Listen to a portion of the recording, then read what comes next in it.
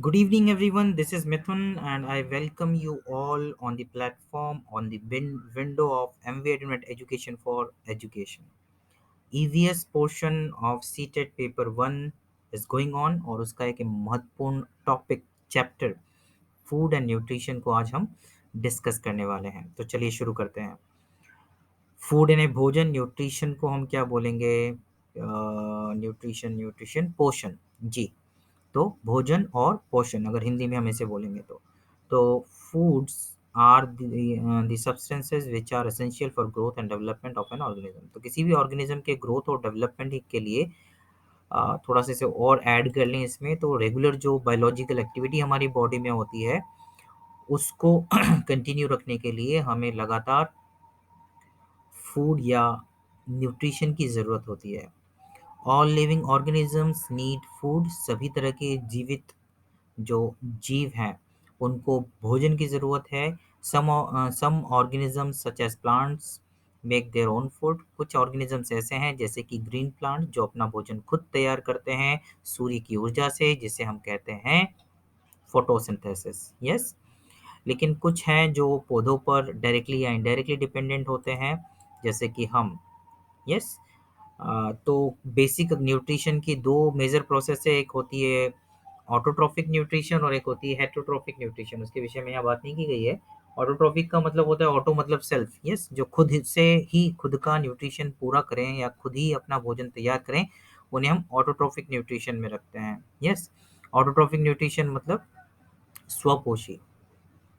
Yes. और heterotrophic मतलब परपोषी, जो दूसरे पे डिपेंडेंट होते हैं, जैसे कि हम पौधों पर या दूसरे जीवों पर अगर वेजिटेरियन है तो डायरेक्टली पौधों पर या प्लांट प्रोडक्ट्स पर डिपेंडेंट है, और अगर नॉन वेजिटेरियन है तो या तो पौधे या नॉन वेजिटेरियन है तो पौधों से डायरेक्टली नहीं होकर इनडायरेक्टली डिपेंडेंट हम पौधों पर रहते हैं, दूसरे जीवों पर रहते हैं। यस। तो इस तरीके से हमने समझा कि फूड क्या है। अब हम बात करते हैं न्यूट्रिशन की। तो nutrition, the process of obtaining nutrients और फूड इज कॉल्ड न्यूट्रिशन। तो न्यूट्रिशन वो प्रोसेस है ये जिसके द्वारा हम एनवायरनमेंट से न्यूट्रिशन को, फूड को, या हमारी ज़रूरत, हमारे शरीर के लिए ज़रूरत जो भी चीज़ है उसे प्राप्त करते हैं, उसे हम कहते हैं न्यूट्रिशन, पोषण।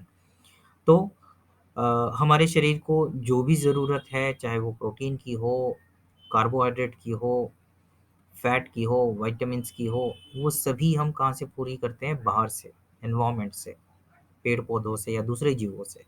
तो इस प्रोसेस को, इस प्रक्रिया को जिससे हम ये न्यूट्रिएंट्स प्राप्त करते हैं उसे हम कहते हैं nutrition. Nutrition are the organic nutrients are the organic और इनऑर्गेनिक। अब ये ऑर्गेनिक भी हो सकते हैं, मतलब कार्बनिक भी हो सकते हैं और अकार्बनिक भी हो सकते हैं, मतलब ऐसे सभी कंपाउंड जो कार्बन से बनते हैं वो भी हो सकता है न्यूट्रिएंट, और इनऑर्गेनिक भी हो सकते हैं जो कार्बन से नहीं, जिसमें कार्बन नहीं पाया जाता। Substances which help in our survival and maintaining proper health. तो जो हमने बात की, हमारी सर्वाइवल, हमें जिंदा रहने के लिए चाहिए न्यूट्रिएंट्स। हमें हमारे रेगुलर जो बायोलॉजिकल प्रोसेस है बॉडी की, मेटाबॉलिक एक्टिविटीज़ हैं, उसके लिए हमें न्यूट्रिएंट चाहिए। और हमारे हेल्थ को, मतलब प्रोटेक्शन के लिए भी, बीमारियों से बचाव के लिए भी हमें न्यूट्रिशन चाहिए प्रॉपर। तो न्यूट्रिशन एक प्रक्रिया है जिसके माध्यम से हम, हाँ, एनवायरनमेंट से हमारे ज़रूरत की जो चीज़ें हैं, जो कंपोनेंट्स हैं, जो फूड है वो प्राप्त करते हैं, उसे न्यूट्रिशन या पोषण कहते हैं। आगे बढ़ते हैं। On the basis of the quantity required by the body. तो जैसे हम भोजन करते हैं तो हम रोटी की क्वांटिटी ज़्यादा होती है, सब्जी उससे अपेक्षाकृत कम होता है, नमक हम लेते हैं वो उससे कम होता है। मतलब हमारे शरीर की ज़रूरतें, न्यूट्रिएंट्स की वैरायटी तो है कि बहुत सारे तमाम तरह के न्यूट्रिएंट्स हमें चाहिए, लेकिन सब एक जैसी मात्रा में नहीं चाहिए, उसकी मात्रा में अंतर हो सकता है। तो ऐसे न्यूट्रिएंट जिनको हम, जो हमें ज़्यादा मात्रा में चाहिए, उन्हें हम मैक्रो न्यूट्रिएंट्स कहते हैं। These nutrients are required by body in large amount. Carbohydrate, fat, protein. Yes. ये हो गए मैक्रो, मतलब जो हमें अधिक मात्रा में चाहिए। यस। उसमें आ गया कार्बोहाइड्रेट। कार्बोहाइड्रेट तो सबसे ज़्यादा चाहिए होता है क्योंकि हम लगातार, जो हमारे शरीर की ऊर्जा है वो हमें कार्बोहाइड्रेट से मिलती है, एनर्जी गिविंग फूड होता है ये। फैट की और प्रोटीन की, ये तीन मेजर कंपोनेंट्स हैं जिनको मैक्रो अमाउंट में हमें ज़रूरत होती है। हर लिविंग बीइंग को कार्बोहाइड्रेट, फैट और प्रोटीन मैक्रोन्यूट्रिएंट्स हैं, क्योंकि ये ज़्यादा अमाउंट में, ज़्यादा क्वांटिटी में हमें चाहिए होती है। दूसरी ओर माइक्रोन्यूट्रिएंट्स, माइक्रो मतलब सूक्ष्म, कम मात्रा में, छोटी मात्रा में हमें ज़रूरत होती है, उन्हें हम माइक्रोन्यूट्रिएंट्स कहते हैं। These nutrients are required only in minute, बहुत माइन्यूट या बहुत छोटी मात्रा की हमें ज़रूरत होती है। इसमें मिनरल्स आते हैं, वाइटामिन्स आते हैं, विटामिन्स आते हैं। हाँ, micronutrients basically help in regulation of different functions of the body. इनका मेजर रोल जो होता है माइक्रोन्यूट्रिएंट्स का, वो शरीर के अलग अलग काम को, अलग अलग कार्य को प्रॉपरली रेगुलेट करने में मदद करते हैं। तो ज़रूरत के आधार पर, शरीर की ज़रूरत के आधार पर, क्वांटिटी के आधार पर, जो न्यूट्रिएंट्स हमें चाहिए होते हैं, उसे दो कैटेगरी में डिवाइड करते हैं। मैक्रो मतलब जो अधिक मात्रा में हमें चाहिए, जैसे कार्बोहाइड्रेट, फैट, प्रोटीन, और कम मात्रा में जैसे माइक्रो न्यूट्रिएंट्स, जैसे कि मिनरल्स और विटामिन्स। अब different components of food, food में मेजर जो कंपोनेंट्स हैं उनको तीन ग्रुप में हम डिवाइड कर सकते हैं। एनर्जी गिविंग फूड, जिनसे हमें ऊर्जा मिलती है। बॉडी बिल्डिंग फूड, जिनसे हमारे शरीर को की वृद्धि या डेवलपमेंट में मदद मिलती है। और प्रोटेक्टिव फूड, वो भोजन जो हमें, या भोजन का वो भाग, कंपोनेंट है ना, हिस्सा, भाग, तो भोजन का वो भाग, वो पार्ट जो हमें बीमारियों से लड़ने में मदद करता है और शरीर को प्रोटेक्ट करता है, उसे प्रोटेक्टिव फूड कहते हैं। तो फूड कंपोनेंट्स को मेजरली तीन कैटेगरी में डिवाइड कर सकते हैं। Energy giving food, body building food, और प्रोटेक्टिव फूड। अब एनर्जी गिविंग फूड जो अभी हमने देखा, जो ज़्यादा मात्रा में चाहिए, कार्बोहाइड्रेट ये मिलता है हमें, शुगर कैन, पोटैटो, सभी तरह के जो अनाज रहते हैं उसमें कार्बोहाइड्रेट होता है। फैट हमें मिलता है सभी तरह के ऑयल से, चाहे वो तिल हो, ग्राउंड नट हो। तो ये दो जो है मेजर एनर्जी गिविंग फूड है। यस, अब बॉडी बिल्डिंग फूड देखें तो वो आता है प्रोटीन, मतलब हमारी बॉडी की ग्रोथ के लिए। हम देखते हैं कोई बंदा अगर जिम जा रहा है रेगुलर, तो उसे प्रोटीन डाइट के लिए कहा जाता है। यस, तो ये बॉडी बिल्डिंग फूड है, बॉडी को ग्रोथ करने के लिए, डेवलप करने के लिए इसकी ज़रूरत होती है। फिर है प्रोटेक्टिव फूड। प्रोटेक्टिव फूड क्या होता है? तो प्रोटेक्टिव फूड उसको कहते हैं जो हमें प्रोटेक्ट करता है बीमारियों से। इसमें मिल्क आ जाता है, फिश आ जाता है, जो हमें प्रोवाइड करता है विटामिन्स। तो विटामिन्स जो है वो है हमारी मदद करते हैं। मिनरल्स जो है हमारी मदद करते हैं। मिनरल्स तो बॉडी की बायोलॉजिकल एक्टिविटीज़ को, सभी को रेगुलेट करने में मदद करते हैं, लेकिन विटामिन्स का मेजर रोल होता है, इवन प्रोटीन का भी होता है, हमारे बॉडी को प्रोटेक्ट करने के लिए बीमारियों से। अब न्यूट्रिएंट्स को, ये तो हो गया कि तीन कैटेगरी के आधार पर, कि energy giving food, body building food और प्रोटेक्टिव फूड। अगर हम देखें तो मेजर तो ये 6 कंपोनेंट्स हैं, जो फूड के कंपोनेंट्स हैं जिनकी ज़रूरत हमें होती है, वो होते हैं 6। कार्बोहाइड्रेट, प्रोटीन, फैट जो हमने देखा, विटामिन, मिनरल, वाटर। तो ये 3 तो मैक्रो हो गए जो हमने बात की थी, कार्बोहाइड्रेट, प्रोटीन और फैट। यस, और विटामिन, मिनरल और वाटर। ये वाटर की क्वांटिटी भी बल्क में होगी, लेकिन विटामिन और मिनरल जो है वो माइन्यूट क्वांटिटी में शरीर को ज़रूरत होती है। यस, तो या हम सिंपली एक खाने की थाली के बारे में सोचें, तो उसमें रोटियां ज़्यादा होती हैं या चावल होता है, तो वो कार्बोहाइड्रेट है, सबसे ज़्यादा हमें कार्बोहाइड्रेट की ज़रूरत होती है। फिर हम जो सब्जियां खाते हैं, या उसमें जो ऐसे आइटम जो नॉन वेज वाले होते हैं, या फिर हम बात करें तो जैसे यहाँ हम देख रहे हैं कि प्रोटीन के लिए हम बात कर रहे हैं, सोयाबीन्स हैं, पीज़ हैं, तो वो आ जाएंगे हमारे प्रोटीन वाले हिस्से में। तो हम खाने की थाली को ध्यान में रखेंगे तो हमें सारे कंपोनेंट्स याद आ जाएंगे। फैट, तेल होता है सब्जी में, या हम घी लगाते हैं रोटी पर, वो फैट वाला हिस्सा है। विटामिन हमें सब्जी से, फल फ्रूट से, सलाद से मिलता है। मिनरल्स की बात करें तो हम नमक लेते हैं, और दूसरे तमाम तरह के मिनरल्स हमें वाटर से मिल जाते हैं। और वाटर की क्वांटिटी कितनी रहती है? तो हम देखें, इनकी क्वांटिटी बहुत कम होती है बाकी सभी के कंपैरिजन में, तो इसीलिए ये माइक्रो न्यूट्रिएंट्स हैं जिनकी कम मात्रा की ज़रूरत होती है शरीर को, और ये बाकी मैक्रो न्यूट्रिएंट्स हैं जिनकी अधिक मात्रा की ज़रूरत शरीर को होती है। तो अब इनके बारे में डिटेल में पढ़ते हैं। तो सबसे पहले कार्बोहाइड्रेट की बात करते हैं। तो they are chemically made up of carbon, hydrogen and oxygen. जितने भी तरह के कार्बोहाइड्रेट होते हैं, एक्चुअली कार्बोहाइड्रेट को हम पढ़ने जाएंगे तो कार्बोहाइड्रेट अपने आप में एक बड़ा टॉपिक है। कार्बोहाइड्रेट का वर्गीकरण है, तमाम चीज़ें, तो उसमें से हम सिर्फ इतना समझ लेते हैं हमारे सिलेबस के आधार पर कि ये तीन एलिमेंट्स इसमें पाए जाते हैं, कार्बन, हाइड्रोजन और oxygen. It provides energy to organism and it is primary source of energy. ये इंपॉर्टेंट है कि कार्बोहाइड्रेट जो होता है वो प्राइमरी सोर्स होता है एनर्जी का to all living beings on the earth. पूरे पृथ्वी पर सबसे आधारभूत जो सोर्स है ऊर्जा का वो क्या है, वो है that is the carbohydrate. These are cheapest source of energy, no doubt ये बहुत चीप सोर्स है, मतलब ये बहुत ज़्यादा एक्सपेंसिव नहीं होता। These are there are three types of carbohydrate that animals consumes in food. जो हम कार्बोहाइड्रेट कंज्यूम करते हैं उसके तीन वैरायटियां हैं जो हम फूड से हमें मिलती है। बेसिकली कार्बोहाइड्रेट की क्लासिफिकेशन मोनोसेकेराइड, डाइसेकेराइड और पॉलीसेकेराइड में होता है। उसकी जगह यहाँ पर हम इसको इस तरह से बात कर रहे हैं कि हम जो फूड इंटेक करते हैं उसमें कार्बोहाइड्रेट के कौन कौन से टाइप मेजरली हम इंटेक करते हैं, या न्यूट्रिशन में हम कौन कौन से कार्बोहाइड्रेट के टाइप्स को इंटेक करते हैं जब हम भोजन करते हैं। तो ये तीन है, स्टार्च, शुगर और सेल्यूलोज। हमने यहाँ अपना समझ लिया कार्बोहाइड्रेट मतलब हमें एनर्जी गिविंग फूड हो गया, प्राइमरी सोर्स ऑफ एनर्जी हो गया, और ये तीन कंपोनेंट से मिलकर बना होता है, ये तीन एलिमेंट्स इसमें पाए जाते हैं, कार्बन, हाइड्रोजन एंड ऑक्सीजन। जैसे हम ग्लूकोज का एग्जांपल ले लें, उसका फॉर्मूला होता है C6H12O6। तो यहाँ C6 मतलब कार्बन हो गया, H12 मतलब हाइड्रोजन हो गया, और O6 मतलब ऑक्सीजन हो गया। तो ये तीन मेजर कंपोनेंट है CHO, कार्बन, हाइड्रोजन और oxygen.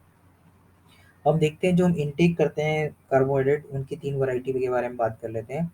Common sources of carbohydrate, अगर स्टार्च देखें तो हमें स्टार्च मिलता है सीरियल से। स्टार्च जो एक्चुअली शुगर का ही और ज़्यादा कॉम्प्लेक्स फॉर्म है या पॉलीमर बोल सकते हैं। तो शुगर यूनिट जो होती है वो मीठी होती है, जैसे यहाँ हम एग्जांपल देख रहे हैं शुगर में, शुगर कैन हो गया, बीट रूट हो गया, फ्रूट्स हो गए, इन सब में शुगर पाया जाता है। यस। मिल्क हो गया, हनी हो गया, ये सब शुगर के अच्छे सोर्स हैं।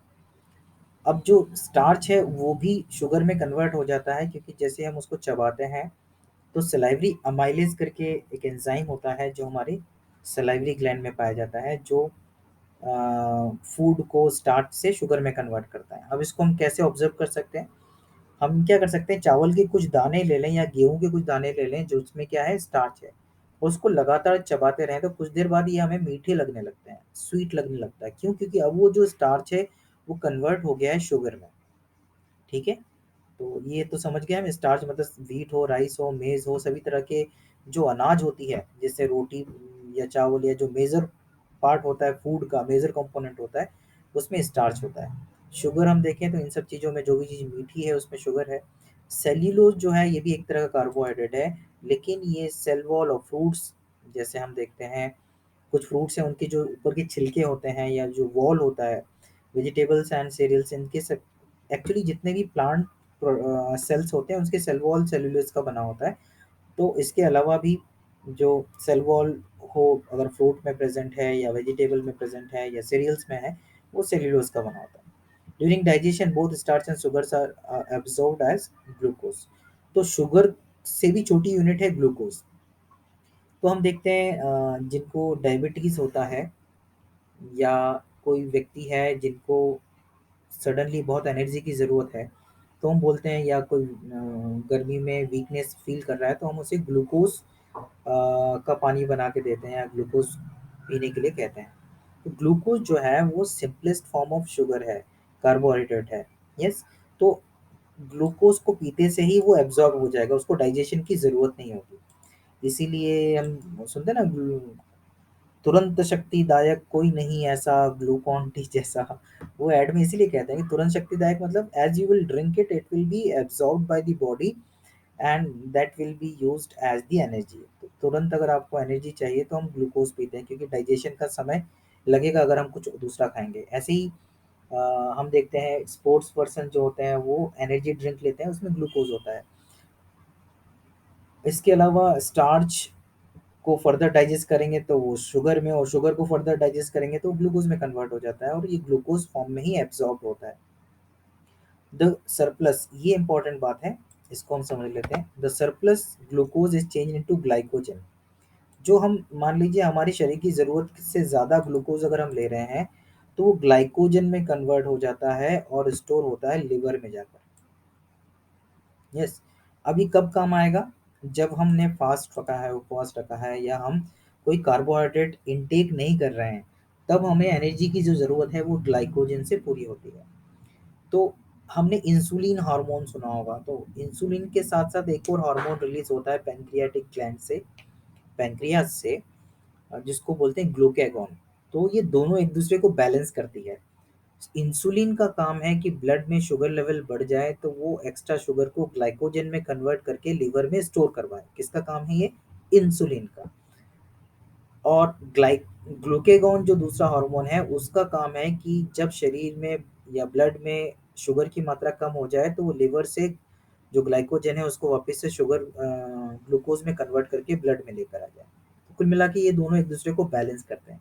लेकिन जब इंसुलिन कम मात्रा में बनता है, या अ, जो शुगर इनटेक है उससे बहुत ज़्यादा हो जितना कि इंसुलिन बॉडी में बन रहा है, तो उस केस में फिर ब्लड में शुगर का लेवल बढ़ता है, जिसे हम डायबिटीज़ के लक्षण कहते हैं, या इसे हम डायबिटीज़ कहते हैं। तो हमने समझा होगा कि क्या काम है ग्लूकोज का, ग्लाइकोजन क्या है, लिवर में ये स्टोर क्यों होता है, ये तमाम चीज़ें। आगे बढ़ते हैं। Cellulose cellulose is a fibrous substance which is not digested by the human body. यही सेल्यूलोज जो था, जब हम कच्चा खाना खाते हैं पहले, मतलब बिना कुक किए, तो इस सेल्यूलोज को डाइजेस्ट करने के लिए हमारे जो लार्ज इंटेस्टाइन है उसमें अपेंडिक्स हुआ करता था, जिसमें स्पेसिफिक बैक्टीरिया प्रेजेंट होते थे जो सेल्यूलोज को डाइजेस्ट कर पाते थे। लेकिन ग्रेजुअली जब हमने ह्यूमन बींग्स ने कुक्ड फूड फूड खाना चालू किया, तो उस अपेंडिक्स का यूज खत्म हो गया। आज वो एक वेस्टिजियल ऑर्गन की तरह हमारे स्टमक में तो नहीं कहना चाहिए, पेट में है, या एब्डोमेन में है, या लार्ज इंटेस्टाइन में प्रेजेंट है। और जब भी हम बहुत ज़्यादा रॉ खाने लगते हैं, या किसी भी दूसरे कारण से अगर वो बढ़ता है साइज में, मतलब वो अपने नेचुरल साइज में आने की कोशिश करता है, तो फिर हमें एक्यूट पेन होता है पेट में, क्योंकि उस पर्टिकुलर शेप के लिए अब जगह हमारे पास नहीं है। तो जब वो ग्रो करने लगता है, एक्टिव होने लगता है, तो हमें प्रॉब्लम होती है। तो उस केस में फिर ऑपरेट करके अपेंडिक्स को निकाल दिया जाता है या कट कर दिया जाता है। ओके। तो सेल्यूलोज का पहले डाइजेशन पॉसिबल था हमारे द्वारा, लेकिन अब इसको डाइजेस्ट हम नहीं कर सकते। लेकिन ये जो सेल्यूलोज है ये रफेज का काम करती है, ये भी इंपॉर्टेंट कंपोनेंट है फूड का। और यही रफेज जो है स्टूल, या जो अनडाइजेस्टेड फूड है उसके प्रॉपर मूवमेंट में और एक्स्ट्रा वाटर को एब्जॉर्ब करने में रफेज काम आता है। इसलिए हम बोलते हैं रेशेदार खाना खाना चाहिए तो डाइजेशन ठीक रहता है। That is what the roughage is playing a role over here, which is available from the cellulose. A normal person needs 400 to 500 grams of carbohydrate। इतना हमें एक सामान्य व्यक्ति को ज़रूरत होती है उसकी डेली डाइट में, क्योंकि उसकी ऊर्जा ज़रूरतें जो हैं वो पूरी हो सके। लेकिन कोई व्यक्ति जो खेत में काम कर रहा है या किसी तरह का फिजिकल वर्क कर रहा है, नॉर्मल फिजिकल वर्क से ज़्यादा, तो उस केस में कार्बोहाइड्रेट की रिक्वायरमेंट ज़्यादा होगी नॉर्मल से। ये एवरेज डेटा है। A growing child, a lactating mother and person during hard physical work need more carbohydrate, no doubt। अगर कोई बच्चा ग्रो हो रहा है ना, और एक्टिव है, तो उसे नॉर्मल से ज़्यादा कार्बोहाइड्रेट की ज़रूरत है। लैक्टेटिंग मदर, ऐसी मदर जो अपने बच्चे को दूध पिला रही है, तो उन्हें भी ज़्यादा कार्बोहाइड्रेट की ज़रूरत होगी। और ऐसा व्यक्ति जो हार्ड फिजिकल वर्क कर रहा है या बहुत मेहनत का काम कर रहा है, तो उसे भी एवरेज पर्सन से ज़्यादा, मतलब 400-500 ग्राम से ज़्यादा मात्रा में कार्बोहाइड्रेट की ज़रूरत होगी। अब इसमें फर्स्ट पार्ट में हमने समझा कॉमन सोर्सेस ऑफ कार्बोहाइड्रेट। इसमें हमने देखा स्टार्च, ग्लूकोज और शुगर के बारे में, सेल्यूलोज और शुगर के बारे में। फर्दर हमने ग्लूकोज के बारे में भी बात की। अब हम बात करें वेरियस फंक्शंस ऑफ कार्बोहाइड्रेट। अब कार्बोहाइड्रेट की मेजर रोल क्या है? जो लैक्टोज होता है ये भी शुगर का टाइप है ना, ये डाइसेकेराइड में आता है। Lactose sugar promotes growth of intestinal bacteria that facilitate the absorption of calcium. तो लैक्टोज शुगर जो रहता है, जो हमें शुगर से ही मिलता है या कार्बोहाइड्रेट से ही मिलता है, वो हेल्प करता है intestinal bacteria that facilitate the absorption of calcium. Yes. वो बैक्टीरिया को फैसिलिटेट करता है, वो बैक्टीरिया को ग्रो करने में मदद करता है, इंटेस्टाइन में जो बैक्टीरिया प्रेजेंट रहते हैं, और जिससे कि कैल्शियम का एब्जॉर्प्शन हो पाता है ज़्यादा से ज़्यादा जो हमने फूड लिया है उसमें से। तो एक तरह से लैक्टोज शुगर जो है वो कैल्शियम एब्जॉर्प्शन में मदद करता है। एब्जॉर्प्शन का मतलब क्या है? शरीर द्वारा कैल्शियम को प्राप्त करने में। ठीक है। Excess carbohydrate are converted into glycogen and serve as reserve source of energy. ये हमने देखा रिजर्व सोर्स ऑफ एनर्जी कैसे बन रहा है।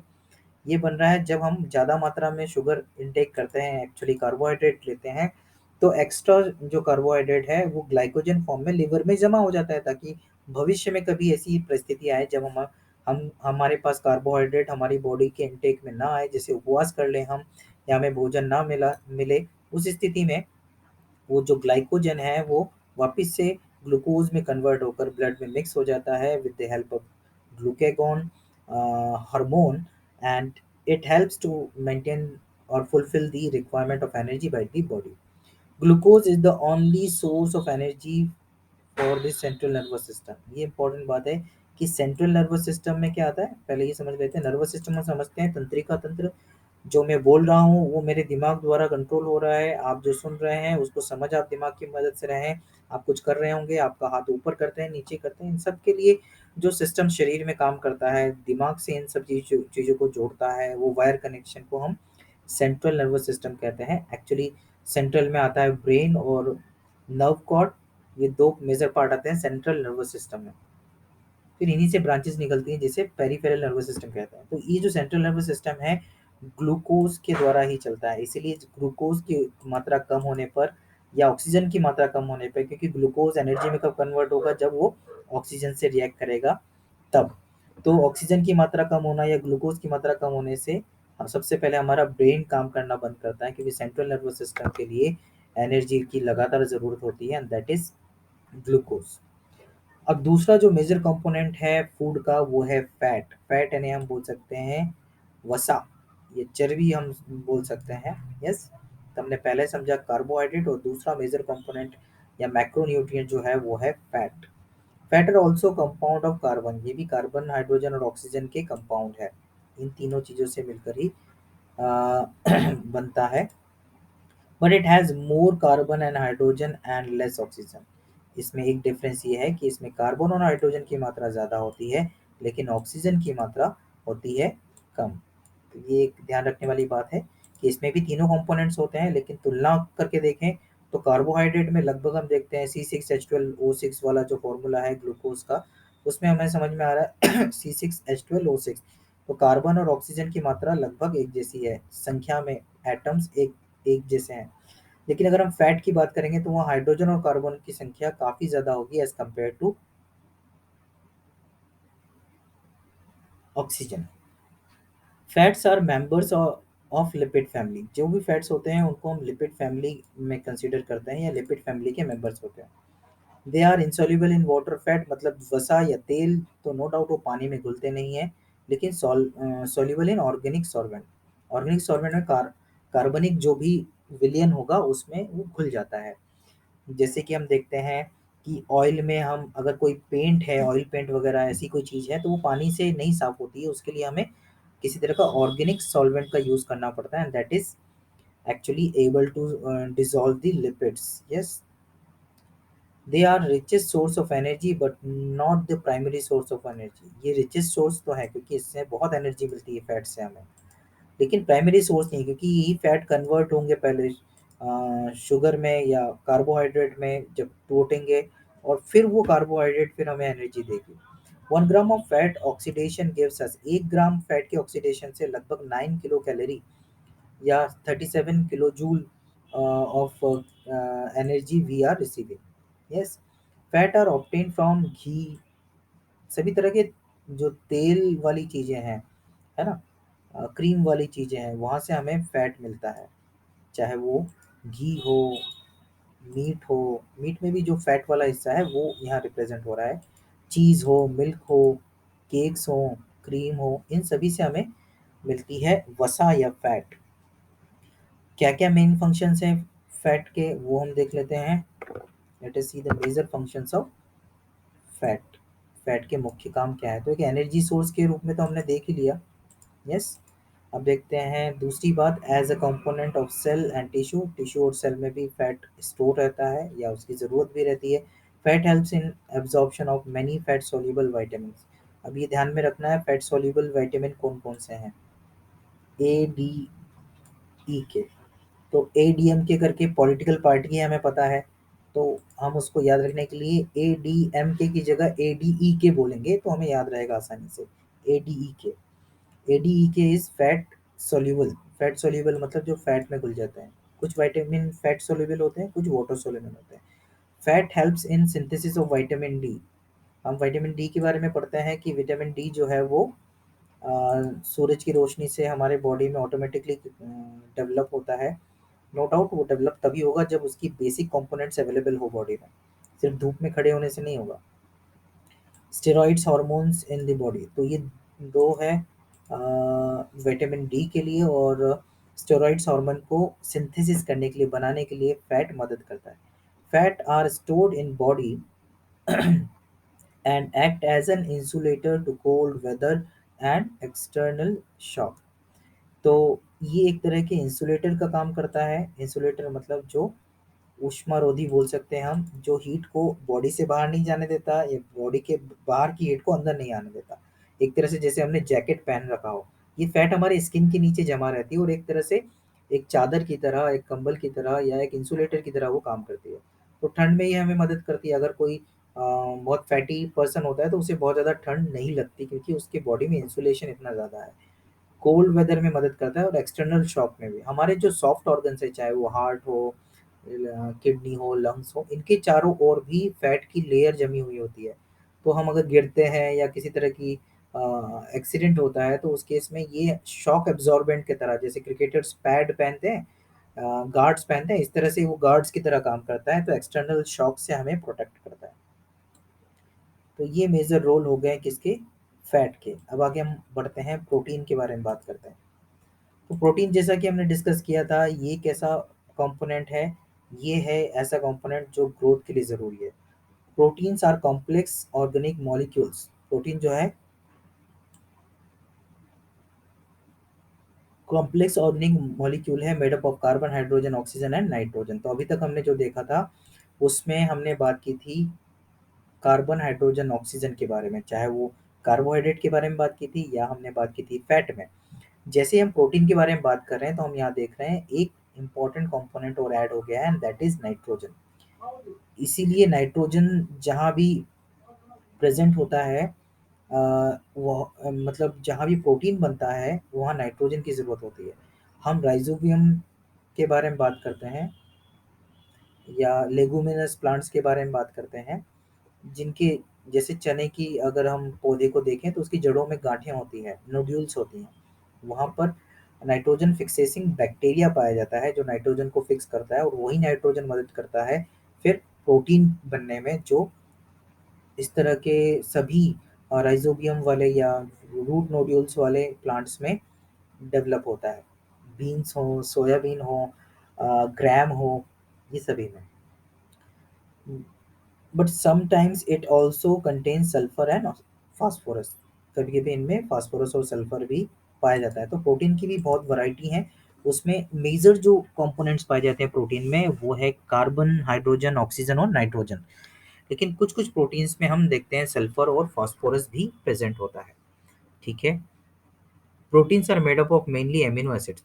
जो बेसिक कंपोनेंट्स हैं, जैसे हमने बात की थी अभी कार्बोहाइड्रेट की, तो उसमें हमने देखा कि सबसे सिंपलेस्ट फॉर्म क्या है, वो है ग्लूकोज। ग्लूकोज जब बाइंड होता है, ग्लूकोज मतलब जिसको हम मोनोसेकेराइड बोलते हैं, तो तमाम तरह के मोनोसेकेराइड जुड़ते हैं और वो बनाते हैं डाइसेकेराइड, जहाँ पर दो मोनोसेकेराइड की यूनिट मिलके एक कोई कंपोनेंट बनाता है या एक कोई नया प्रोडक्ट बनाता है या एक नए तरह का कार्बोहाइड्रेट बनाता है। जैसे हमने लैक्टोज के बारे में बात की थी, माल्टोज हो गया। और इन्हीं के फर्दर और कॉम्बिनेशन से और जुड़ते जाते हैं और बल्क बनता है, पॉलीमर बनता है, तो उसे हम स्टार्च कहते हैं। तो वैसे ही एमिनो एसिड जो है वो बेसिक यूनिट है, हम बोल सकते हैं किसकी, प्रोटीन की। ऐसे बहुत सारे एमिनो एसिड्स जब जुड़ते हैं तब जाके प्रोटीन बनता है। हाँ, तो amino acids are the basic unit of proteins. ठीक है। एमिनो एसिड जो है बेसिकली दो तरह की कैटेगरी में क्लासिफाई कर सकते हैं हम एमिनो एसिड्स को। अब वो दो कैटेगरी क्या है, एसेंशियल एमिनो एसिड्स और non essential. These amino acids are not synthesized in the body, so it is important to take them from outside in the form of food. तो हम food में उन्हीं चीज़ों को इनटेक करते हैं जो हमारे बॉडी के पास अवेलेबल नहीं है। तो एसेंशियल अमीनो एसिड्स वो अमीनो एसिड्स हैं जिनकी शरीर को दरकार है, लेकिन शरीर में वो बनते नहीं हैं। तो फिर क्या करेंगे, तो इसे हमें बाहर से लेना पड़ेगा फूड के फॉर्म में। इन्हें कहते हैं एसेंशियल अमीनो एसिड्स। और नॉन एसेंशियल कौन है? एसेंशियल मतलब जिनकी ज़रूरत है, नॉन एसेंशियल मतलब जिनकी ज़रूरत नहीं है। क्यों नहीं है ज़रूरत? These amino acids are synthesized in the body. क्यों नहीं है ज़रूरत? क्योंकि ये शरीर में सिंथेसाइज होते हैं।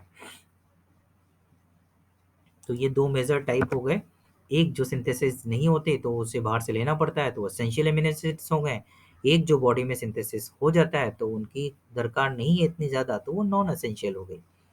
Protein can be obtain from pulses. सभी तरह की दालों, लेग्यूम्स मतलब वही जो लेगुमिनस मतलब जड़ों में गांठ पाई जाती है उनमें, नट्स, मिल्क, लिवर, एग, चीज़। तो ये तमाम तरह के नॉन वेज में तो होता ही है। यस, मिल्क में होता है, पल्सेस में और लेग्यूम्स में। यस। हाँ। Protein performs many functions and some of them are following. कुछ जो मेजर फंक्शंस हैं प्रोटीन के वो समझ लेते हैं। तो हमने देखा ही कि ग्रोथ में चाहिए प्रोटीन। यस। उसके अलावा क्या क्या देखते हैं। Protein are the structural components of body and are required for building and maintaining the body tissues. तो एक तो बिल्डिंग मतलब बनाना, बिल्ड करना, उसमें भी जो टिश्यूज होती हैं, सेल्स होती हैं, उनमें प्रोटीन का रोल होता है। तो वो स्ट्रक्चरल कंपोनेंट है शरीर के, जो संरचनात्मक भाग है protein. Yes. Enzymes are made up of protein. जो एंजाइम्स होती हैं वो प्रोटीन नेचर की होती है। These enzymes help in digestion. Protein play role in digestion. तो डाइजेशन के अलावा भी बहुत सारे एंजाइम्स के अलग अलग रोल है। और तमाम तरह के एंजाइम्स जो होते हैं वो प्रोटीन होते हैं, प्रोटीन नेचर के होते हैं। तो इस तरीके से प्रोटीन शरीर में एंजाइम्स के द्वारा भी काम करता है, एंजाइम्स के फॉर्म में भी काम करता है, चाहे वो डाइजेशन हो या अन्य दूसरे कार्य क्रियाकलाप हो शरीर के। Many hormones are made up of hydrogen. तो हार्मोन्स भी जो होते हैं वो प्रोटीन नेचर के होते हैं। Many hormones are made up of protein. तो चाहे हार्मोन्स की बात करें या एंजाइम की बात करें, तो they are made up of proteins only. Yes. So protein plays important role regulation of different functions by the body. हम जानते हैं अलग अलग हार्मोन अलग अलग काम बॉडी में करती है। तो इसी तरीके से हार्मोन्स अगर प्रोटीन के बने हैं तो प्रोटीन उन सारे फंक्शंस के लिए इंपॉर्टेंट है। Yes. Protein also plays an important role in transport. जैसे कि हम देखें, हीमोग्लोबिन में प्रोटीन पाया जाता है, आरबीसी जिसको हम बोलते हैं, है ना, हीम प्रोटीन एक्चुअली उसका नाम है। तो वो भी हेल्प करता है ट्रांसपोर्टेशन में। किसके ट्रांसपोर्टेशन में? वो मदद करता है in the transportation of oxygen. हमें पता है हीमोग्लोबिन की मदद से ही ऑक्सीजन एक जगह से दूसरी जगह ट्रांसपोर्ट हो पाता है ब्लड के माध्यम से।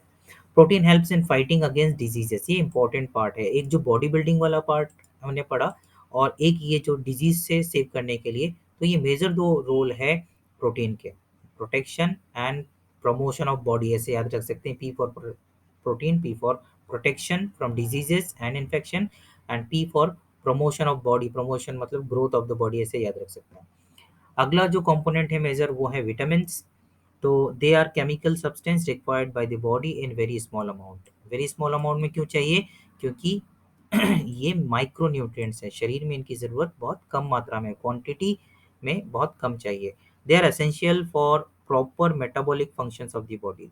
सभी तरह के विटामिन ज़रूरी है मेटाबॉलिक प्रॉपरली, मेटाबॉलिज्म बॉडी का प्रॉपरली वर्क करें उसके लिए, गुड हेल्थ अच्छे स्वास्थ्य के लिए, protect body from various diseases. और विटामिन जो है, अब विटामिन की कमी से तमाम तरह की बीमारियां होती हैं, अतः विटामिन अगर प्रेजेंट है बॉडी में तो उन बीमारियों से बचा जा सकता है। Vitamin are not synthesized in the body except vitamin D.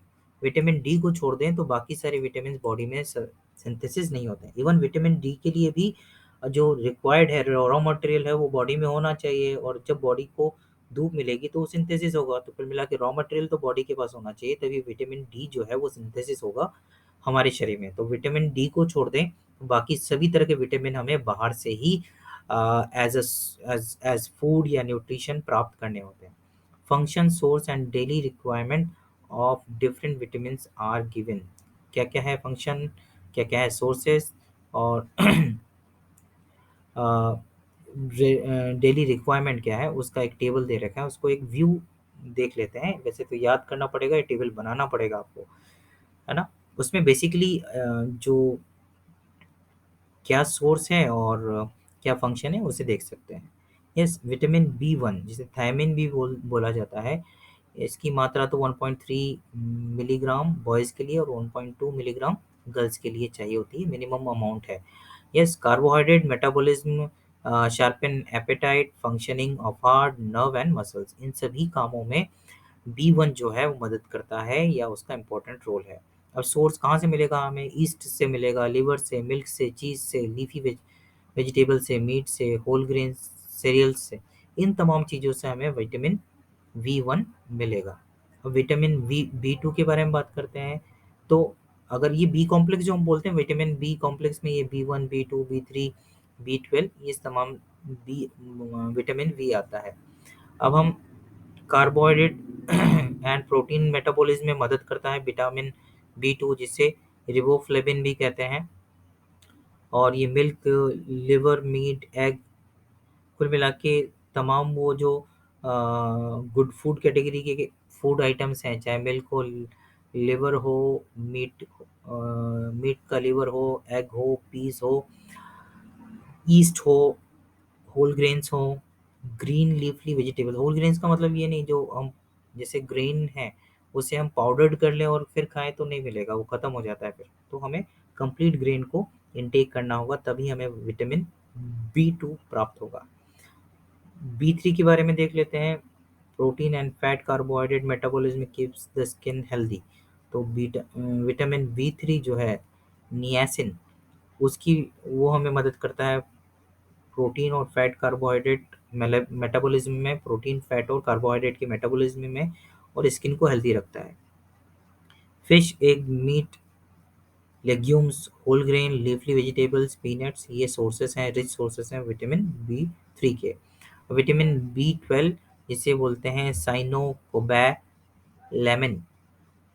सियानोकोबैलेमिन, ये नाम है इसका, बायोलॉजिकल या बोलें केमिकल नेम है।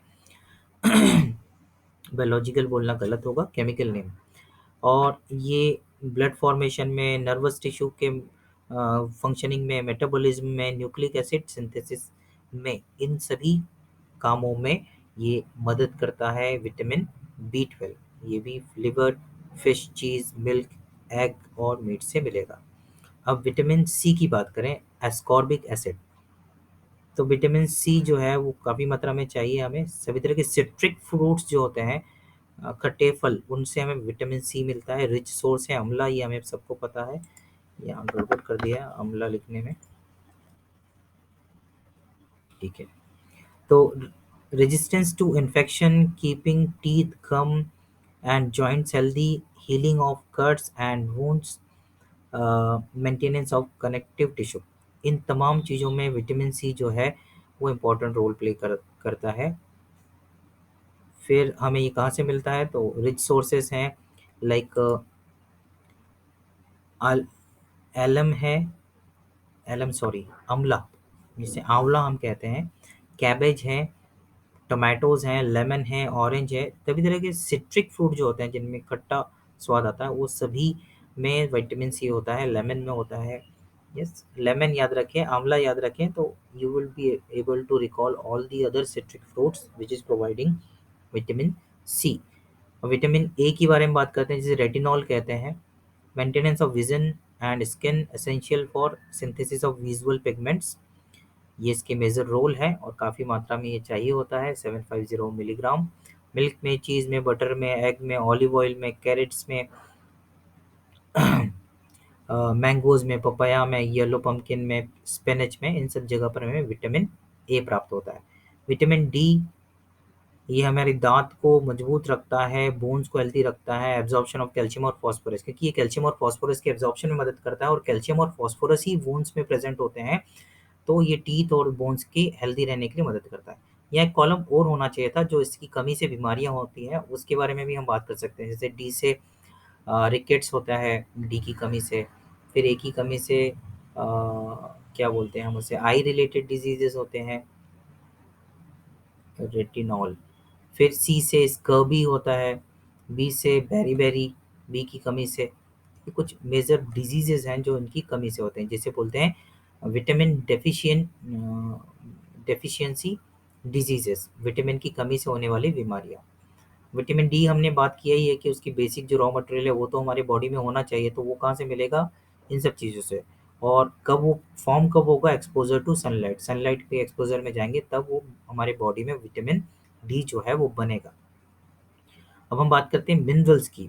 दीज आर ऑल्सो माइक्रोन्यूट्रिएंट्स, ये हम बात कर चुके हैं पहले, ये माइक्रोन्यूट्रिएंट कैटेगरी में आते हैं। They play important role in proper functioning and growth of the body. तो शरीर प्रॉपरली फंक्शन करें, यस, और बॉडी की ग्रोथ प्रॉपर हो, इसमें जो मिनरल्स हैं वो मदद करते हैं। Minerals are the inorganic components, ये इंपॉर्टेंट बात है। मिनरल्स किस में आते हैं? इनऑर्गेनिक में। अभी जो हमने देखा था कार्बोहाइड्रेट, उसमें कार्बन है। हमने फैट के बारे में बात की, उसमें कार्बन है। हमने प्रोटीन के बारे में बात की, उसमें भी कार्बन है। तो ये तमाम जो कैटेगरीज थे फूड कंपोनेंट्स के, इनमें कार्बन है, मतलब ये ऑर्गेनिक कंपोनेंट्स थे। और जो मिनरल है, कार्बन को छोड़ के तमाम चीज़ें, चाहे क्लोरीन हो, फिर सोडियम हो, मैग्नीशियम हो, कैल्शियम हो, ये तमाम मिनरल जो हैं ये हमारे शरीर के लिए ज़रूरत है। आयोडीन इम्पॉर्टेंट है। इनऑर्गेनिक कंपोनेंट्स हैं जो कार्बन को छोड़कर तमाम एलिमेंट्स को हम इनऑर्गेनिक कहते हैं। तो इनऑर्गेनिक कंपोनेंट है that helps protein in performing normal function. तो जो प्रोटीन्स हैं, एक्चुअली बॉडी क्या नाम आना चाहिए यहाँ पर, बॉडी को नॉर्मल फंक्शन करने में मदद करते हैं। आयोडीन हेल्प्स, आयोडीन के बारे में हमें पता है, आयोडीन की कमी से होने या मिनरल डेफिशिएंट डिजीजेस के बारे में बात कर सकते हैं। आयरन आयोडीन जो है वो थायरोक्सिन हार्मोन के प्रॉपर फंक्शनिंग के लिए, प्रॉपर प्रोडक्शन के लिए ज़रूरी है। और ये थायरोक्सिन हार्मोन जो है वो कैल्शियम और फास्फोरस दोनों के मेटाबॉलिज्म में मदद करता है। Balance functioning of nervous system में ये हेल्प करता है। Minerals are categorize into two classes, major elements and minor elements on the basis of their daily requirement. तो वापस से हम एक टेबल देखने वाले हैं जहाँ पर हम रिक्वायरमेंट के आधार पर मिनरल्स को क्लासीफाई किया गया है मेजर और माइनर में। Yes, example of major elements are calcium, जो ज़्यादा मात्रा में न्यूट्रिएंट्स चाहिए होते हैं या हम बोले मिनरल चाहिए होते हैं बॉडी को, वो है ये सारे: calcium, phosphorus, potassium, sodium, chlorine and iron. Yes, minor में हम देखें तो आयोडीन और मैग्नीशियम और कोबाल्ट, ये कुछ ऐसे एग्जांपल हैं जो माइनर या कम क्वांटिटी में हमें चाहिए रहते हैं। अब सोर्सेज देख लें। आयरन ग्रीन जो वेजिटेबल्स हैं, अमला है, स्पेनिच है, एप्पल है, व्हीट है, जगरी है, तो ये सब तमाम सोर्सेज हैं आयरन के। फॉर्मेशन कैसे फॉर्मेशन होगा? इम्पोर्टेंस क्या है? Yes, formation of haemoglobin. तो हमें पता है आयरन, जो अभी हमने हीम प्रोटीन की बात की थी, उसमें आयरन प्रेजेंट होता है। यस, तो आयरन ज़रूरी है किसके लिए? Due to formation of RBC, yes, and formation of haemoglobin. Yes, daily requirement कितनी होती है? 25 to 30 मिलीग्राम। फिर कैल्शियम की बात करें, ये भी मेजर मिनरल है जो शरीर को चाहिए। ग्रीन वेजिटेबल से मिलता है, मिल्क से और मिल्क प्रोडक्ट से हमें मिलता है। For strong bones and teeth, हमें पता है कैल्शियम से ही हमारे बोन्स बनते हैं। तो कैल्शियम अगर ठीक मात्रा में मिलेगा तो हमारे बोन्स स्ट्रॉन्ग रहेंगे, हमारे टीथ जो रहेंगे वो प्रोटेक्टेड रहेंगे। फास्फोरस की बात करें तो ये भी मेजर कंपोनेंट है जो शरीर को चाहिए। Yes, calcium, phosphorus, potassium, sodium और क्लोरीन के बारे में और आयरन के बारे में। तो फास्फोरस भी मेजर कंपोनेंट में से है मिनरल्स के। ये मीट से, एग से, फिश से, होल ग्रेन्स और मिल्क से प्राप्त होता है। ये भी हेल्प करता है स्ट्रॉन्ग बोन्स और टीथ के लिए। जब हमने बात की थी कैल्शियम और फास्फोरस, ये दोनों ही इंपॉर्टेंट है बोन्स के लिए। आयोडीन की बात करें, सी फूड और आयोडाइज सॉल्ट में मिलता है। Iodize salt is common. Sea food तो जो सी किनारे रहते हैं, समुद्र किनारे रहते हैं, उन्हीं को मिल पाता है सामान्यतः। तो आयोडीन की जो रिक्वायरमेंट है वो पूरी होती है आयोडाइज सॉल्ट की मदद से। और proper functioning of thyroid gland के प्रॉपर फंक्शनिंग के लिए आयोडीन की ज़रूरत है। नहीं तो फिर ग्वाइटर नाम की जो बीमारी है वो हो जाती है बच्चों में। यस, प्रोटीन की कमी से मरासमस नाम की बीमारी होती है। यस, तो ये बीमारियों का एक टेबल भी हमें अलग से डिस्कस करना पड़ेगा डेफिशिएंसी डिजीजेस के बारे में, क्योंकि उस पे प्रश्न पूछे जाते हैं। अगला जो मिनरल है सोडियम, जो कम मात्रा में चाहिए, वो टेबल सॉल्ट से हमें मिल जाता है। NaCl हम बोलते हैं टेबल सॉल्ट को, उसमें से हमें सोडियम Na मिल सकता है वेजिटेबल्स में से, प्रोसेस्ड फूड में से। मेंटेन प्रॉपर फ्लूइड बैलेंस, हमारे बॉडी में फ्लूइड बैलेंस को मेंटेन करने में मदद करता है sodium. Nerve transmission and muscle contraction, हम जब मूवमेंट करते हैं तो कोई मसल कॉन्ट्रैक्ट होता है, कोई रिलैक्स होता है। तो मसल कॉन्ट्रैक्शन में मदद करता है। नर्व ट्रांसमिशन मतलब नर्व्स में जो मैसेज ट्रांसफर होता है नर्व इम्पल्सेस के फॉर्म में, यस, वो ट्रांसफर करने में जो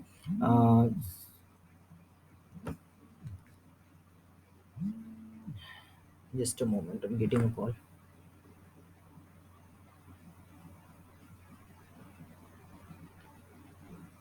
पढ़ाচ্ছি আমি পরে লাগাবো নি, है ना।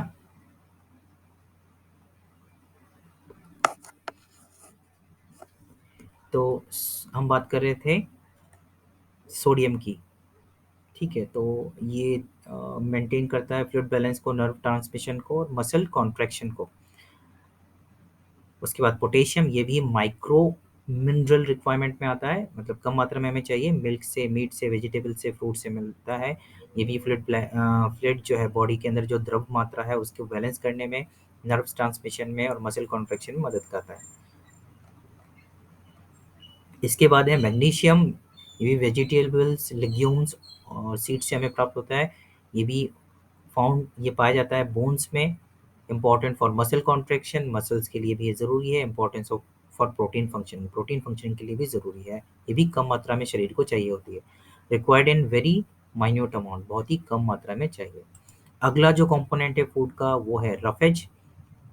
रेशेदार जो फूड होते हैं, फाइबर जो होते हैं, रेशे जो होते हैं, वो रफेज कैटेगरी में आते हैं। It is fibre present in some food items like fruits and vegetables. कुछ फूड आइटम जैसे हम आम खाते हैं तो उसमें रेशे मिलते हैं, गन्ने में भी मिलता है, और दूसरे फ्रूट्स भी जिनमें रेशे प्रेजेंट होते हैं, ऐसे वेजिटेबल्स भी होते हैं। तो ये जो रेशेदार वेजिटेबल्स हैं या फूड आइटम्स हैं, फ्रूट्स हैं, इससे हमें रफेज मिलता है। Though roughage is not a food, it forms an important part of our diet. ये फूड नहीं होकर भी ये हमारे डाइट का एक इम्पॉर्टेंट पार्ट है। Roughage consist mainly of cellulose. Roughage जो होता है मुख्यतः उसमें सेल्यूलोज प्रेजेंट होता है, जो हमने कार्बोहाइड्रेट की कैटेगरी में पढ़ा है। सम फंक्शंस ऑफ रफेज, रफेज के जो मुख्य फंक्शन है वो क्या क्या है। It helps in bowel movement, मतलब जो हमारा लार्ज इंटेस्टाइन में जो स्टूल है या अनडाइजेस्टेड फूड है उसके प्रॉपर मूवमेंट में मदद करता है। मतलब स्पेसिफिकली जिनका रफेज इंटेक अच्छा है उनको उनको कॉन्स्टिपेशन होने की समस्या कम होती है। It cleans the digestive track and protect from digestive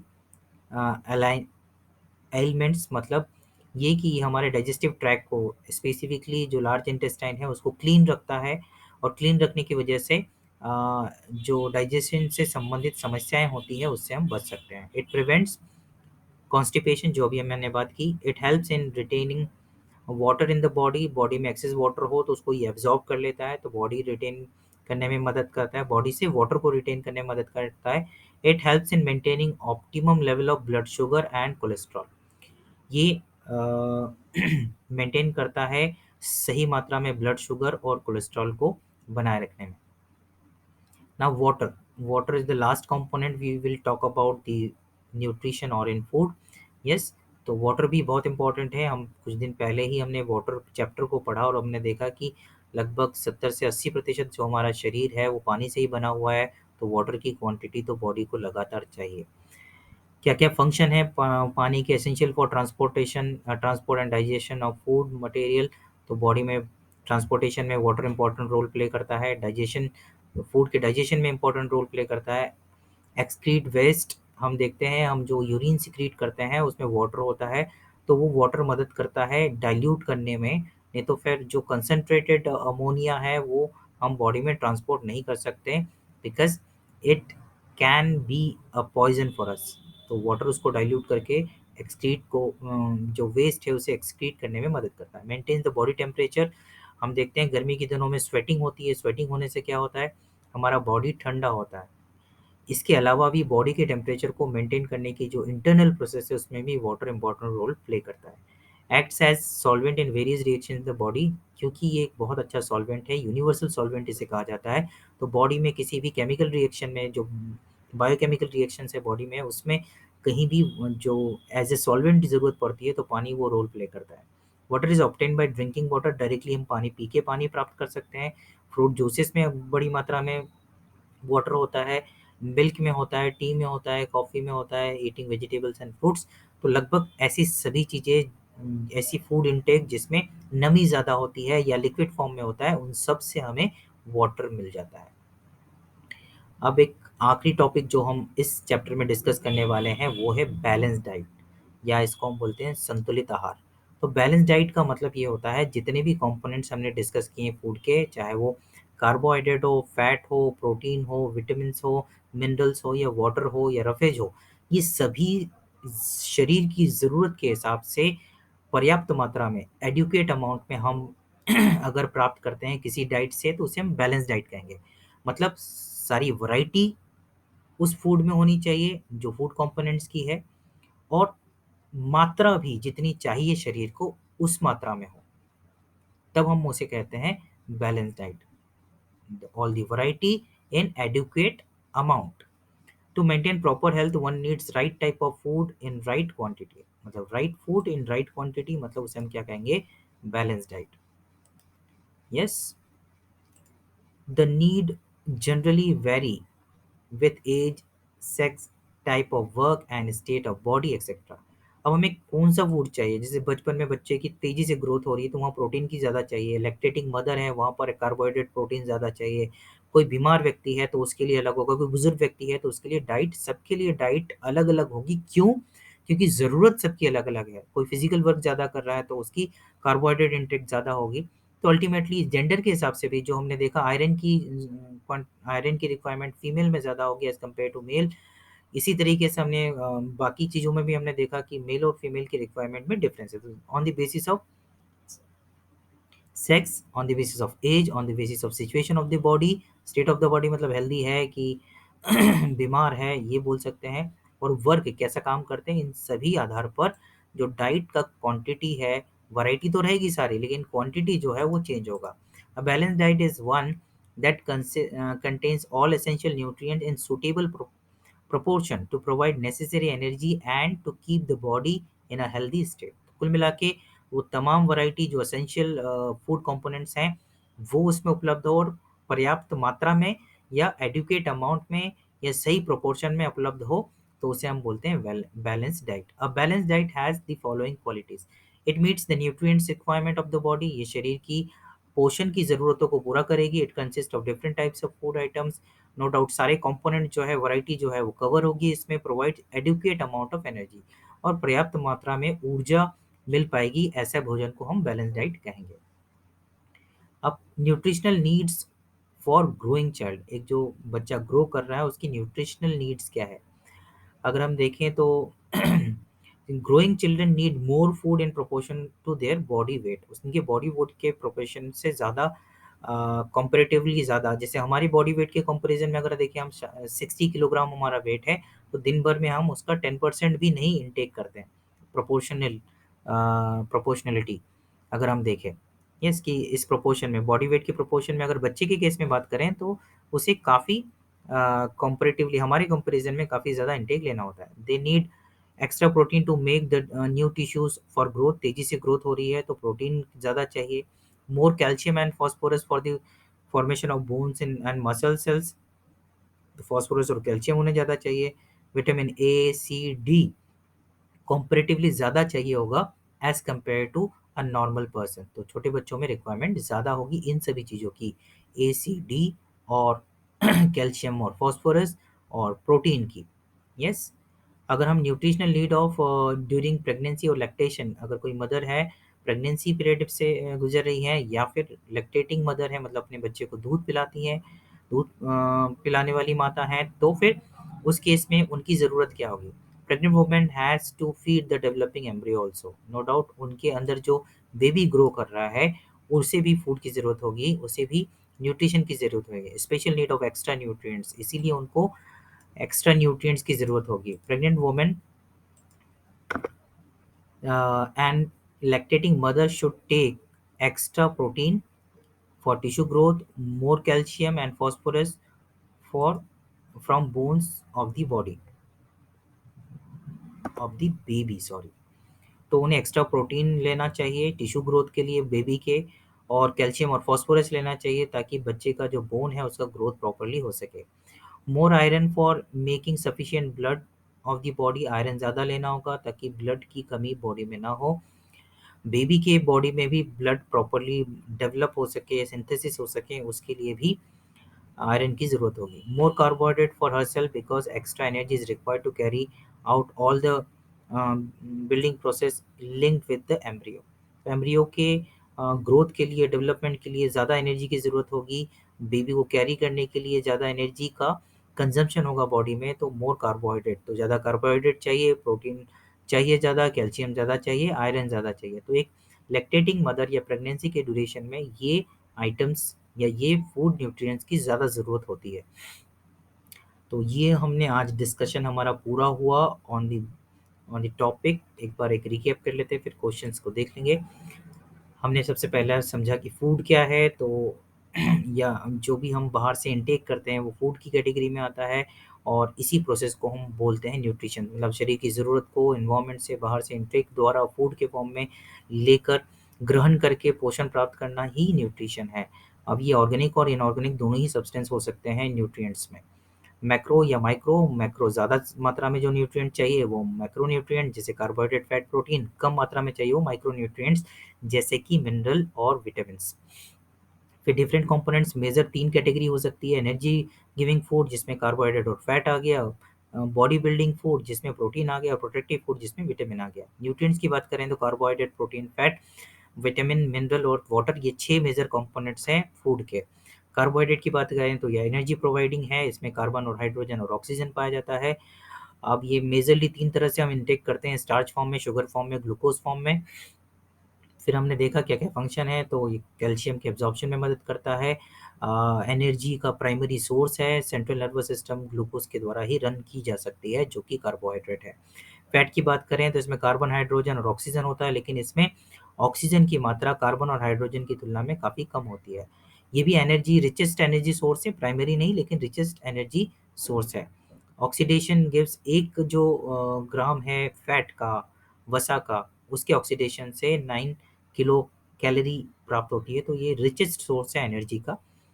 fat के कुछ फंक्शन है, कहाँ-कहाँ मिलते हैं ये हमें? ये मिलते हैं घी में, बटर में, ऑयल में, मीट में, चीज़ में, मिल्क में, क्रीम में, और इसका मेजर फंक्शन हमने देखे। उसके बाद हमने प्रोटीन के बारे में बात की। प्रोटीन में नाइट्रोजन भी प्रेज़ेंट होगा, कार्बन, हाइड्रोजन और ऑक्सीजन के साथ-साथ। ये major body growing body growth के लिए ज़रूरी है। और भी फंक्शंस हमने डिस्कस किए। 2 तरह के एमिनो एसिड्स होते हैं। Amino acids are the basic units of protein. 2 तरह के होते हैं, एसेंशियल जिनको हमें बाहर से लेना पड़ता है क्योंकि ये बॉडी में नहीं बनता, इसीलिए वो एसेंशियल एमिनो एसिड्स हैं। नॉन एसेंशियल एमिनो एसिड जो बॉडी में सिंथेसिस हो जाते हैं, तो इन्हें बाहर से लेने की ज़रूरत उतनी नहीं होती जितनी एसेंशियल्स की होती है। फिर कहाँ से प्राप्त होते हैं, विटामिन्स के बारे में हमने देखा। इस टेबल के द्वारा हमने समझा कौन सी विटामिन कहाँ से प्राप्त होती है और उनका मेजर रोल क्या है, चाहे ए, बी, सी और डी। विटामिन के बारे में यहाँ बात नहीं हुई है। चलिए, फिर मिनरल्स के बारे में हमने बात की। जो इनऑर्गेनिक कंपोनेंट्स है फूड के, उन्हें हम मिनरल्स कहते हैं। मेजर जो है आयोडीन के बारे में हमने पढ़ा, मैग्नीशियम, कैल्शियम, फास्फोरस के बारे में हमने पढ़ा। ये भी माइनर और मेजर 2 तरह के हो सकते हैं। रफेज के बारे में हमने बात की, जो रेशेदार फूड आइटम्स होते हैं या फूड के अंदर जो रेशे पाए जाते हैं, फाइबर्स पाए जाते हैं, उसे हम रफेज कहते हैं। ये मेजरली सेल्यूलोज होते हैं, सेल्यूलोज कैटेगरी के होते हैं, मतलब कार्बोहाइड्रेट कैटेगरी के हो गए। और ये डाइजेशन में मदद करते हैं, डाइजेस्टिव ट्रैक्ट को क्लीन रखने में मदद करते हैं और कॉन्स्टिपेशन से बचाते हैं। एक्स्ट्रा जो वाटर है उसे एब्जॉर्ब करते हैं बॉडी से। वाटर हमारे शरीर का लगभग 70 से 80% पानी से ही बना हुआ है, तो पानी का इंटेक बहुत ज़रूरी है। पानी हमें फ्रूट्स जो हम इंटेक करते हैं उससे डायरेक्ट पानी पीने से पानी मिल जाता है, या फ्रूट्स जूसेस अगर हम या फ्रूट्स हम खाते हैं तो वहाँ से भी हमें पानी प्राप्त होता है। पानी का मेजर रोल है, डाइजेशन में मदद करता है, ट्रांसपोर्टेशन में मदद करता है, एक्सक्रीट वेस्ट को एक्सक्रीट करने में मदद करता है, मेंटेन करता है बॉडी टेम्परेचर को, और एक मेजर सॉल्वेंट की तरह काम करता है बॉडी की सभी बायोकेमिकल रिएक्शंस में। बैलेंस डाइट के बारे में हमने बात की कि age, sex, type of work और बॉडी स्टेट के अनुसार हर एक व्यक्ति की जो न्यूट्रिशनल रिक्वायरमेंट है वो अलग-अलग है। और वैरायटी तो सारे होंगे, सारे कंपोनेंट्स होने चाहिए, लेकिन उसकी क्वांटिटी भी एडुकेट अमाउंट में एक स्पेसिफिक व्यक्ति के अनुसार तय होती है। इसे हम बैलेंस डाइट कहते हैं। Nutritional needs for growing children, हमने देखा छोटे बच्चों के लिए क्या-क्या ज़रूरी है, विटामिन ए, सी, डी, और हमने देखा कार्बोहाइड्रेट के साथ-साथ कैल्शियम और प्रोटीन की और कैल्शियम और फास्फोरस की मेजर ज़रूरत होती है। लैक्टेटिंग अगर वुमेन है या प्रेग्नेंट वुमेन है, उस केस में एम्ब्रियो डेवलप हो रहा है उनके गर्भ में, तो उन्हें स्पेसिफिक नीड है, न्यूट्रिएंट्स की एक्स्ट्रा नीड्स हैं, चाहे वो प्रोटीन हो, विटामिन हो, सॉरी प्रोटीन हो, और प्रोटीन के अलावा फास्फोरस हो, कैल्शियम हो, आयरन हो, कार्बोहाइड्रेट्स हो, ये तमाम न्यूट्रिएंट्स की स्पेसिफिक ज़रूरत होती है, एक्स्ट्रा ज़रूरत होती है एक प्रेग्नेंट लेडी या लैक्टेटिंग लेडी को। अब कुछ क्वेश्चंस पिक कर लेते हैं। Which of the following vitamin is not water soluble vitamin, ये आपको बताना है कमेंट बॉक्स में। Which among the following deficiency disease affect the child below 1 year, 1 साल से कम बच्चों को ये सर्च करना पड़ेगा क्योंकि डिस्कशन में तो नहीं आया है। अब मैंने कुछ बताया भी है कि कौन से क्वाशियोरकर मरासमस, ये दो मेजर बीमारियां हैं जिनके बारे में पूछा जाता है यस प्रोटीन डेफिशिएंसी के कारण। यस ये होते हैं। Identify and in appropriate statement regarding roughage, roughage के बारे में इनमें से कौन सा स्टेटमेंट गलत है, तो you should check it and comment it in the comment box. आज ये टॉपिक हमने कवर किया है न्यूट्रिशन, फूड एंड न्यूट्रिशन का इम्पोर्टेंट टॉपिक है। इससे संबंधित क्वेश्चंस जो पूछे गए हैं प्रीवियस ईयर में, उन्हें चेक करना चाहिए आपको कि ये टॉपिक आपका कवर हुआ है कि नहीं। होपफुली सभी तरह के क्वेश्चंस आप सॉल्व कर पाएंगे। एक पोर्शन छूट रहा है विटामिन की कमी से, डेफिशिएंसी जो डिजीजेज हैं उनको हमें अलग से कवर करना पड़ेगा क्योंकि उस पर बेस्ड भी क्वेश्चन, चाहे पेपर 1 में ईवीएस के पोर्शन में हो या पेपर 2 में साइंस के पोर्शन में फ्रीक्वेंटली पूछे जाते हैं, तो we have to cover that part in another video. So, this much from my side. I'm Mithun saying bye now. Good night. Take care.